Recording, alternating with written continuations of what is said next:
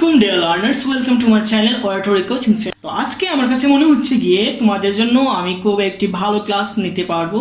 আর এটি কিন্তু very important তোমাদের জন্য যারা ক্লাস নবম এবং দশম শ্রেণী এবং এসএসসি পরীক্ষার্থী আছো বা তারা কিন্তু পরীক্ষা যাদের আছে সামনে তারাও তাদেরকে জন্য কিন্তু আজকে ক্লাসটি খুব ইম্পর্টেন্ট। ঠিক আছে, চলো আমরা ক্লাসটি দেরি না করে শুরু করে ফেলি।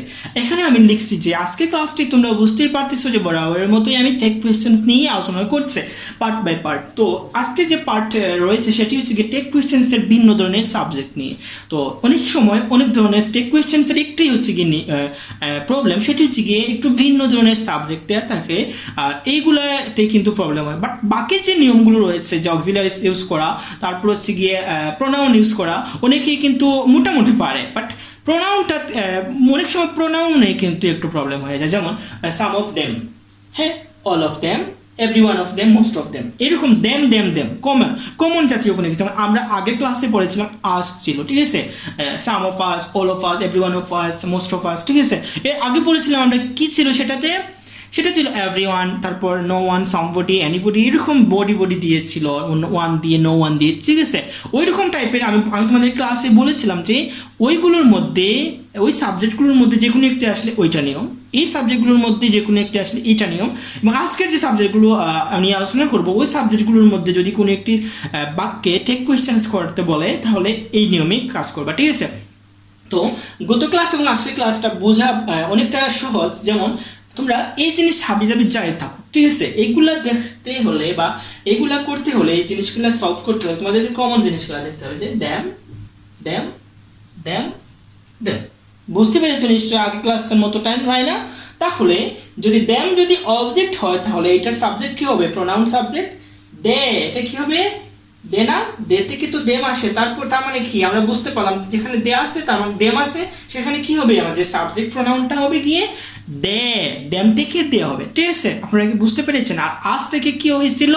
উই হয়েছিল। ওকে, তাহলে কি আপনারা বুঝতে পেরেছেন? আমার কাছে মনে হয় এত বেশি পেঁচাল পাওয়ার কোনো প্রয়োজন হবে না, আপনারা ভালোই বুঝতে পারেন। এখন যারা ক্লাসগুলো দেখতেছো ডে বাই ডে এবং পার্ট বাই পার্ট, তারা কিন্তু ইনশাআল্লাহ খুব ভালোভাবে পরীক্ষায় অ্যান্সার করতে পারবে, কারণ আমি কিন্তু ডিটেইলি প্রথম থেকে কিন্তু শুরু থেকে এ টু জেড আলোচনা করতেছি, ঠিক আছে।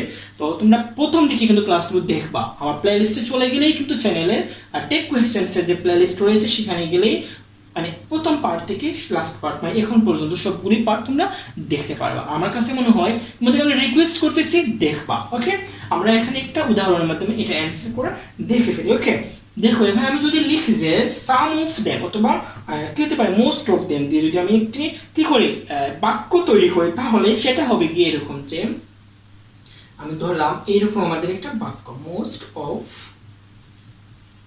Them okay were absent. Okay, absent, where absent। এখানে আমি কি লিখছি বাক্যটা?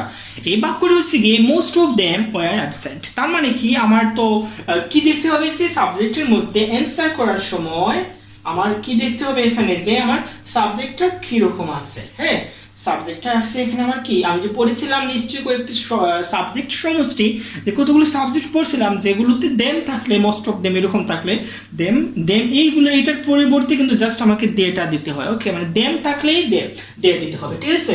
তাহলে তো আমার মানে আমি তো বুঝেই ফেললাম, জাস্ট আমাকে এই যে ওয়ার এখানে আছে কি, এইটা হচ্ছে কি আমার পাস্ট কন্টিনিউয়াসের to be verb. Okay, auxiliaries যেটা সেটা আমরা এখানে লিখে ফেলবো। এখানে লিখতেছি আমি ওয়ার লিখলাম, তারপর কি আমাদের কাজ আগে একটু গেস করো কি হবে এখানে। যারা পারো তারা অবশ্যই বুঝতে পেরেছো যে এখন আমার সাবজেক্টটি দেখতে হবে যে পজিটিভ না নেগেটিভ আছে। এটা কি আছে? পজিটিভ আছে। হ্যাঁ, তাহলে আমাকে এটা কি করতে হবে? নেগেটিভ করতে হবে টেক কোয়েশ্চেন্সটা।